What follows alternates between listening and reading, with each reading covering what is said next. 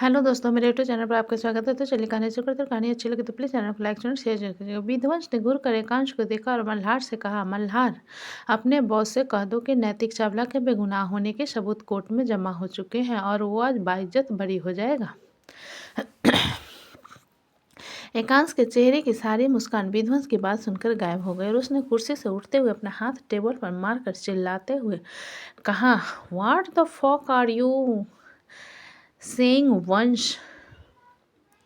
विध्वंस ने बिना किसी भाव के एकांश को देखते हुए कहा, जो तुमने सुना नैतिक जेल से छूट चुका है। एकांश ने आंखें सिकुड़ाते हुए, कैसे? विध्वंस ने फाइल की तरफ इशारा करते हुए कहा, फाइल को देखो, उसमें जिस आदमी की फोटो है वो नैतिक के घर काफ़ी सालों से नौकर है और उसकी 5 बेटियां हैं जो हरियाणा में रहती हैं। वो काफ़ी गरीब घर से बिलोंग करता है और हो सकता है चावला फैमिली ने उनकी पूरी जिम्मेदारी लेने का वादा किया हो।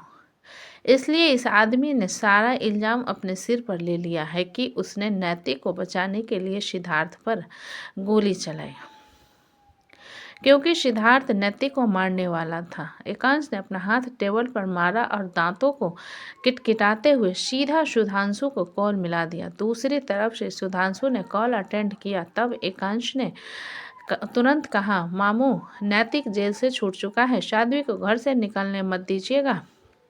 दूसरी तरफ सुधांशु ने हैरान होते हुए ये सब कैसे हुआ और एकांश ने सुधांशु की बात को बीच में काटते हुए कहा, मैं साध्वी को बाहर भेजने की तैयारी करता हूँ। सुधांशु ने दूसरी तरफ से धीमे लहजे में कहा, नहीं, वो कब तक भागेगी और हम उसे कब तक छुपाएंगे? नैतिक उसे कहीं न कहीं से ढूंढ निकालेगा। एकांश ने सुधांशु की बात सुन आंखें सिकुड़ाते हुए कहा, तो आप चाहते हो साध्वी को नैतिक के हवाले कर दे? मैं अपनी बहन को प्रोटेक्ट कर सकता हूँ। सुधांशु ने एकांश की बात सुन कहा, अगर प्रोटेक्ट कर सकते या हम कुछ कर सकते हैं तो नैतिक जेल से बाहर नहीं निकलता। तुम्हें नहीं पता खात्री फैमिली के कितने कनेक्शंस है। उसके दादाजी हरियाणा के उप मुख्यमंत्री रह चुके हैं। एकांश ने सुधांशु की बात सुनकर कहा, मैं नैतिक को रास्ते से हटा दूंगा। इतना कहकर एकांश ने कॉल कट कर दिया, जिसे देखते हुए विध्वंस ने कहा, तुम ऐसा नहीं कर सकते अंश। एकांश ने आंखें चढ़ाते हुए पूछा, क्यों नहीं कर सकता? वो मेरी बहन के साथ जबरदस्ती करने की कोशिश कर सकता है और मैं उसे मार भी नहीं सकता। विध्वंस ने अपना सिर हिलाते हुए कहा, बिल्कुल सही है, तुम उसे नहीं मार सकते क्योंकि नैतिक तुम्हारी बुआ से जुड़ा हुआ है और अगर तुमने नैतिक को मारा तो तुम्हारी बुआ और उनकी ननद के लिए ये अच्छा नहीं होगा और दक्षित अकेले दिल्ली में है, उसके साथ भी कुछ भी बुरा हो सकता है। एकांश ने अपनी मुट्ठी भींचते हुए गुस्से से कहा, तो मैं क्या करूं? हर बार फैमिली सिचुएशन के बीच में क्यों आ जाती है? मैं चाह कर भी कुछ नहीं कर पाता। विध्वंस ने एकांश की शांत करते हुए कहा, फिलहाल हमें कुछ वक्त के लिए साध्वी को कहीं बाहर भेज देना चाहिए, वहाँ जिसके बारे में नैतिक को खबर भी ना हो। एकांश ने विध्वंस की बात सुन कहा, कुछ पल सोचा और अपना सिर हिला दिया। वहीं दूसरी तरफ सुधांशु इस वक्त अवस्थी हाउस के स्टडी रूम में था।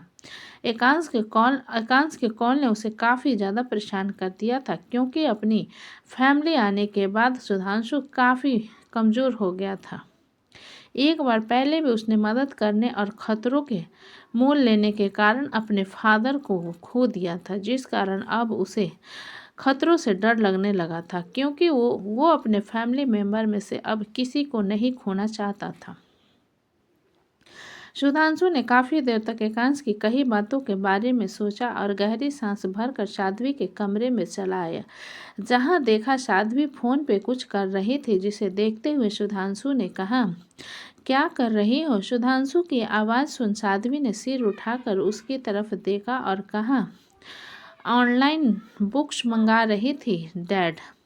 सुधांशु ने आकर साध्वी के बगल में बैठते हुए पूछा, तुम स्टडी कंटिन्यू करना चाहती हो? साध्वी ने अपना सिर हिलाते हुए कहा, हाँ, सोच रही थी कि फिल्म मेकिंग के में मास्टर्स कर लूँ। सुधांशु ने साध्वी की बात सुन कुछ पल चुप रहकर कहा, साध्वी, तुम्हारे लिए रिश्ता आया है। साध्वी ने फोन से नजर हटा सुधांशु की तरफ देखा, जिसकी नज़र पर सुधांशु ने जल्दी से कहा, मैंने रिश्ता ठुकरा दिया था, लेकिन मुझे पता चला कि नैतिक जेल से बाहर आ गया है। साध्वी ने आखिर चढ़ाते हुए पूछा, तो वो जेल से बाहर आ गया है तो क्या मुझे उससे डर कर छुप जाना चाहिए?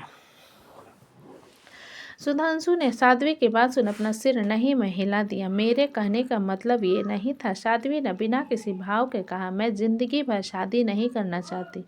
मैंने रिलेशनशिप को इतने अच्छे से सक्सेसफुल होते हुए देखा है कि अब मेरा रिलेशनशिप से ही यकीन उठ गया है।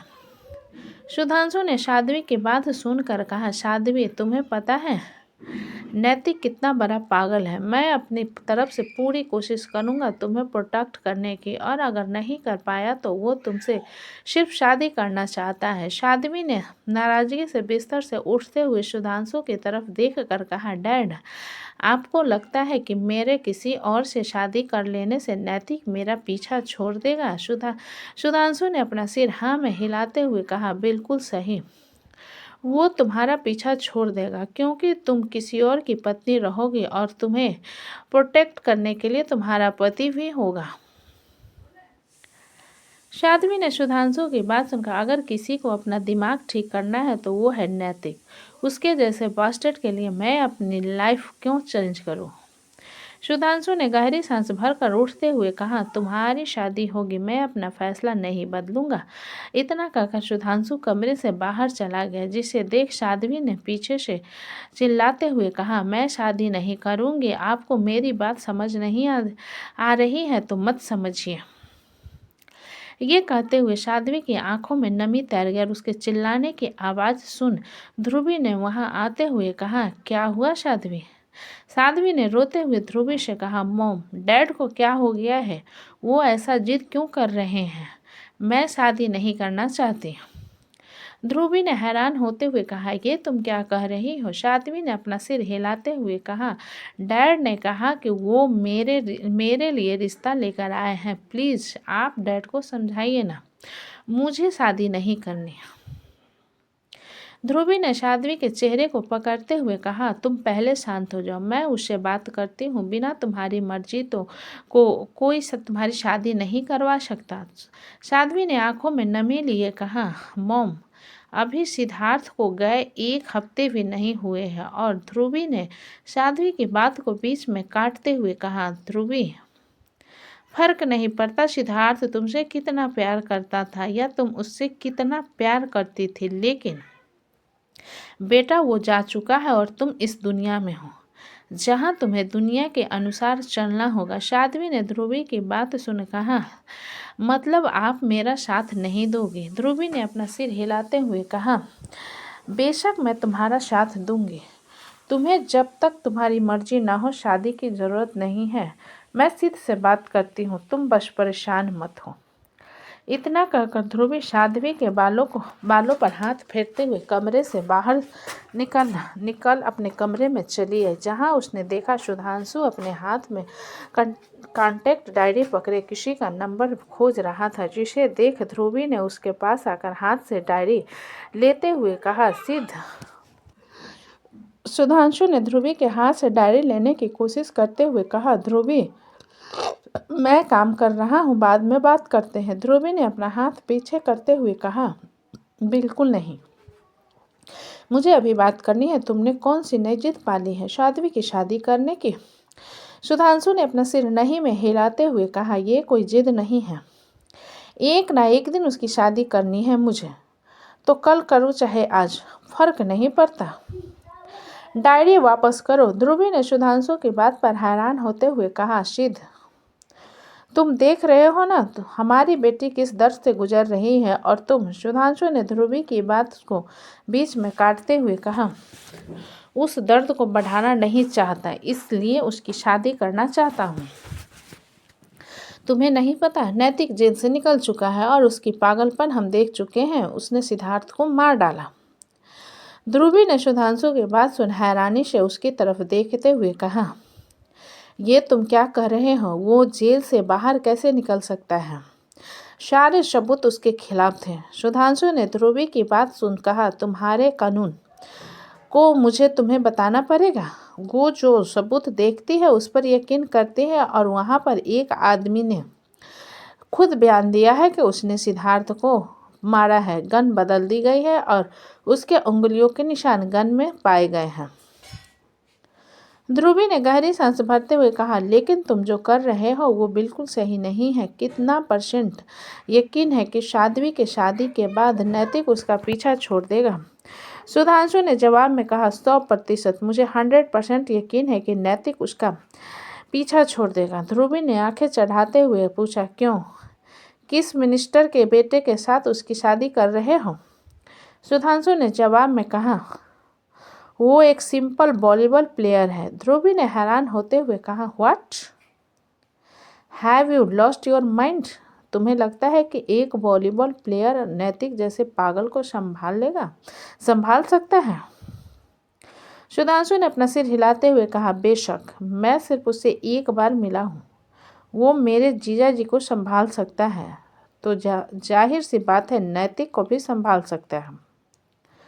ध्रुवी ने सुधांशु की बात सुनकर कंफ्यूज होते हुए कहा, तुम्हारे कहने का मतलब मृत्युंजय भाई? सुधांशु ने जवाब में अपना सिर हिला दिया, जिसे देखकर ध्रुवी और ज़्यादा हैरान हो गई। सुधांशु साध्वी की शादी कल्याण से करने की ठान चुका था, लेकिन ध्रुवी को समझ नहीं आ रहा था कि सुधांशु अचानक इस तरह की जिद क्यों कर रहा है। जब ध्रुवी ने आखिर में गहरी सांस भरते हुए पूछा, लड़का कौन है? सुधांशु ने जवाब में कहा, सिद्धार्थ का बड़ा भाई कल्याण रावत। ध्रुवी ने हैरान होते हुए कहा, सिद्ध, have you lost your mind? Siddharth के बड़े भाई से तुम साध्वी की शादी करना चाहते हो? सुधांशु ने अपना सिर हाँ में हिलाते हुए कहा, हाँ, क्योंकि वो लड़का यहाँ नहीं रहता, वो यूरोप में रहता है और तुम्हें यूरोप के कायदे कानून अच्छे से पता है। नैतिक वहाँ जाकर कुछ नहीं कर सकता। ध्रुवी ने अपना सिर नहीं में हिलाते हुए कहा, तुम्हारा फैसला बिल्कुल सही नहीं है सिद्ध। सुधांशु ने ध्रुवी के हाथ को पकड़ते हुए कहा, ध्रुवी, मैं अपनी बेटी से बहुत प्यार करता हूँ और मैं उसका बुरा कभी नहीं चाहूँगा। इसलिए सब कुछ ठीक करने का सिर्फ एक ही तरीका है कि साध्वी की शादी कल्याण से कर दी जाए। ध्रुवी ने हताश नजरों से सुधांशु की तरफ देखा, जिस पर सुधांशु ने वहां से जाते हुए कहा, मेरी एक मीटिंग है, मैं बाद में बात करता हूँ। इतना कहकर सुधांशु कमरे से बाहर चला गया। जिसे अपने कमरे से बाहर निकलते हुए साध्वी ने देखा और जल्दी से बेडरूम में आ गई और ध्रुवी से बोली, मॉम, क्या कहा डैड ने? ध्रुवी ने जवाब में कहा, वो फैसला ले चुका है। साध्वी ने अपने जबड़े को भींचते हुए गुस्से से कहा, लेकिन क्यों आप लोग मेरी जिंदगी मेरे हिसाब से नहीं जीने नहीं दे रहे हो?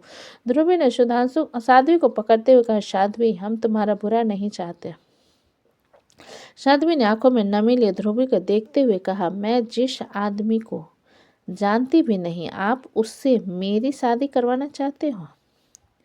इससे बुरा और क्या हो सकता है मॉम? ध्रुवी ने साध्वी को गले लगाते हुए कहा, शांत हो जाओ, जो होगा देखा जाएगा। दोस्तों, कहानी कैसी लगी मुझे कमेंट में लिखें। अच्छी लगी तो प्लीज़ चैनल को लाइक करें, सब्सक्राइब करें और ज़्यादा से ज़्यादा शेयर करें। कहानी को पूरा सुनने के लिए धन्यवाद। दोस्तों, कहानी अच्छी लगी तो प्लीज़ चैनल को सब्सक्राइब ज़रूर कीजिएगा।